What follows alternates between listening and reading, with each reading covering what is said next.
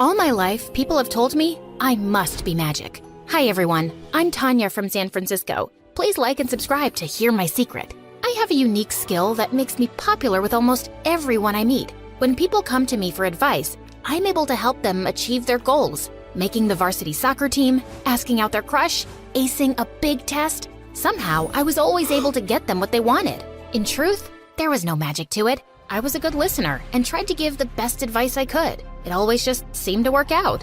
Eventually, it gave me this reputation for being a miracle worker. My friend Elaine thought I should be paid for it. You really should be charging for this. I like helping people. Hey, nothing wrong with getting paid for doing what you like. By the way, my boyfriend loved the birthday gift you suggested.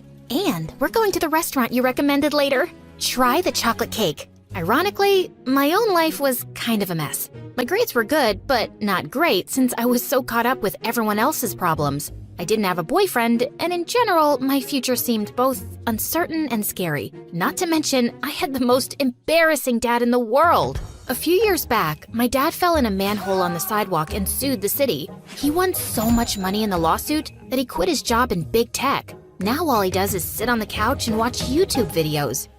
You gotta see this video, honey.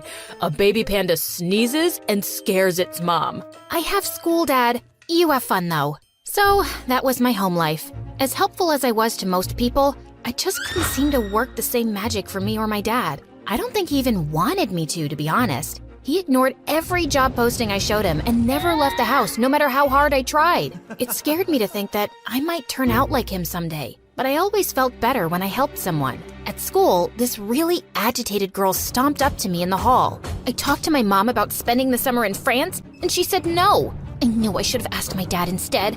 Everyone says your advice is foolproof. Did you give me bad advice on purpose? What? No, of course not.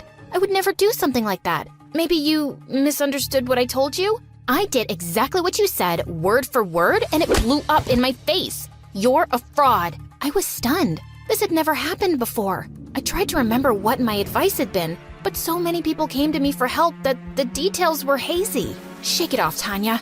It was upsetting, but just that morning, 3 people had approached me and said I was a lifesaver. This had to be a weird freak accident.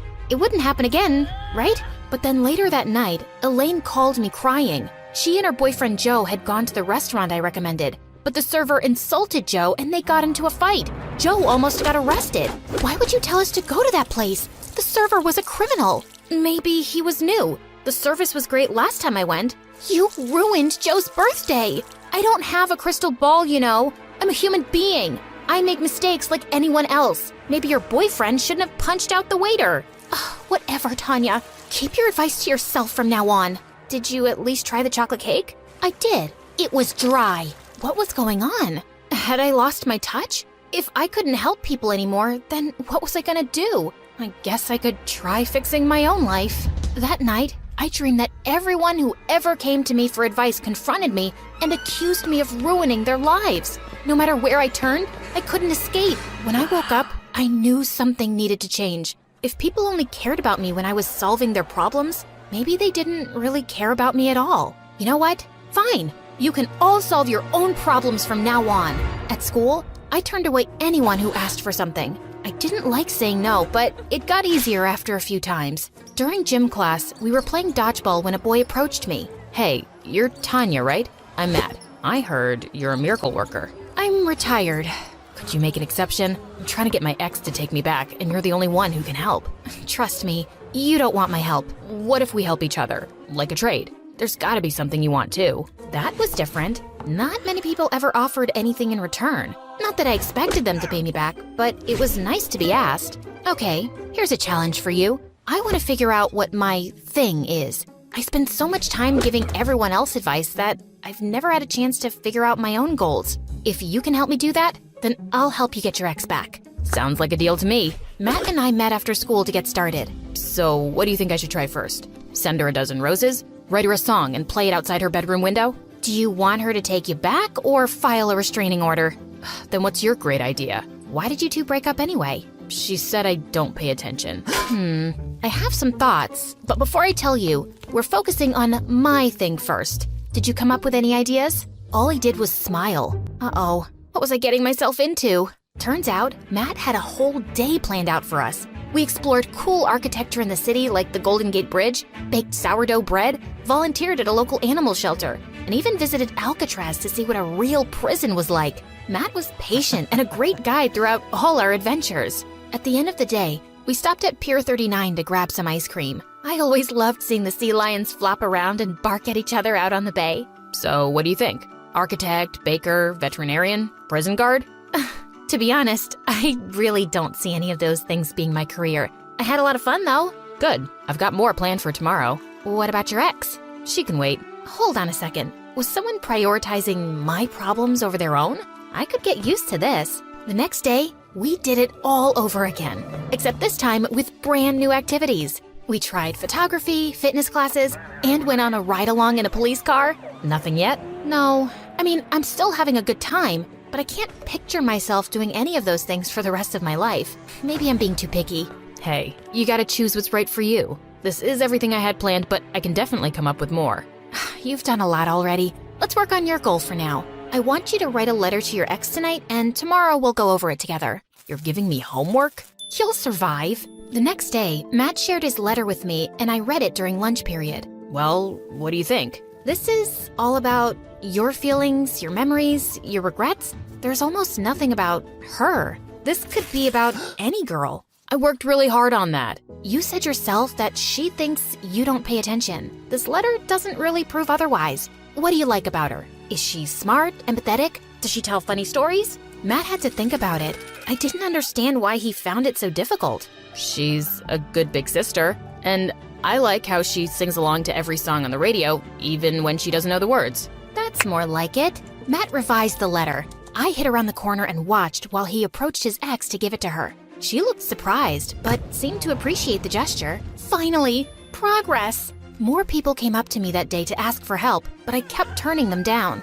I even had to say no to a teacher. A football player got really mad when I refused to help him. We all know you're not really retired. I saw you help that Matt kid. Guess you only help guys you like. Excuse me? Who did this jerk think he was? It's not like that. Matt and I are helping each other. So if I take you on a date, you'll help me too? Suddenly, Matt appeared and shoved the football player into a locker. Speaking of your little boyfriend, I'm not her boyfriend. Apologize to her. Just then, I noticed Matt's ex. She looked at me like I'd stolen her boyfriend or something. I didn't stick around to see what happened next. I needed to get away. I'd never been so embarrassed in my life. Everything was such a mess. My recent advice had all backfired. Matt wasn't any closer to getting his ex back. I was fighting with my best friend, and I still had no clue what I wanted to do with my life. When I got home, my dad was snoring on the couch. For all I knew, he hadn't left that spot all day. Ugh. Before, I could at least feel proud about how many people I'd helped. Now, I didn't even have that. The next day at school, I decided to tell Matt our deal was off. What? But what about our plan? You're gonna let some jerk football player push you around? That's easy for you to say. You're not the one who's being treated like an outcast just for saying no to people. And our plan isn't working anyway. I haven't figured out my future, and you haven't gotten your girlfriend back. I don't care about getting her back. For a second, I almost thought I heard him wrong. Then what's the point of everything we've been doing? I cared at first. I really did miss her, but I realized we broke up for a reason. If you want the truth, I'm having fun and I want to keep spending time with you. I felt so confused. This was too much all at once. Then maybe just ask to hang out like a normal person. I thought you were helping me figure out my future. Tanya, why are you so obsessed with your future? We're in high school. You don't have to figure it all out right now. My dad threw away a great career and now he's a slug. People need a purpose. All I could think about the rest of the day was escaping. We had a big assembly that afternoon and I was considering skipping it and locking myself in my room. But why should I have to leave? They're the one acting like jerks. So in the middle of the assembly, I did something kinda crazy. I stole the mic. Almost every single one of you has come to me for advice. Did I ever say no before? Did I ever ask for anything in return? No. I did my best to help you all because I wanted you to be happy. But the second something goes wrong, or I decide to take some time for myself, what do you all do? You turn on me, talk behind my back, blame me for your problems. Now I know I was just being used. I handed the mic back to the teacher, and she awkwardly cued the cheerleaders to begin their performance. After school, the doorbell rang a bunch of times. I snapped at my dad while I stomped to the door. "Don't get up. I'll get it." Honey, you have to see this. A baby tiger pounces and scares the heck out of his mom. Dad, those videos are super old. I opened the door and was surprised to find Elaine on the front steps. She was holding a chocolate cake as a peace offering. It was such a relief to see a friend that I almost cried. We ate chocolate cake on my bed and caught up. "I'm sorry. It was totally unfair of me to act like what happened was your fault. All you've ever done is try to help me. And advice should be a two-way street. I hope you know you can come to me when you're struggling too." Want to see a video of a baby tiger? Maybe I didn't need to run away. I felt stronger with Elaine in my corner. The next day, the football player came up to me again. I tried going around, but he wouldn't let me. Hey, it wasn't cool of me to say those things to you. I'm really sorry. I have to admit, I didn't expect an apology from him. When I got to my locker, something even more surprising happened. It was filled with flowers and about 100 thank you cards. All day, students surprised me with gifts, cards, or sometimes just a hug. I guess my big speech at the assembly had gotten through to people. After school, Matt found me on the bleachers reading some of my cards. You okay? It hasn't been easy lately, but yeah, I'll be okay. I never set out to trick you, you know. When I first asked for help, I thought I wanted my ex back. You helped me realize that we weren't right for each other. You helped me realize something too. I did? What? That it's okay if I don't have it all figured out. It has to happen naturally. And maybe my dad will never go back to work, but I'm not him. I know I'll find my purpose someday. So I guess we did help each other. I guess so. Maybe we could hang out sometime? Like normal people, instead of as part of some deal? I'd like that. Things got a lot better after that, and I realized something else. That no one can give perfect advice 100% of the time. But that doesn't mean I should stop trying. I liked helping people. I was gonna keep doing it, even if sometimes I failed. The people who mattered most to me would be in my corner no matter what. And the times when someone told me I'd made a difference in their lives, no matter how small, made it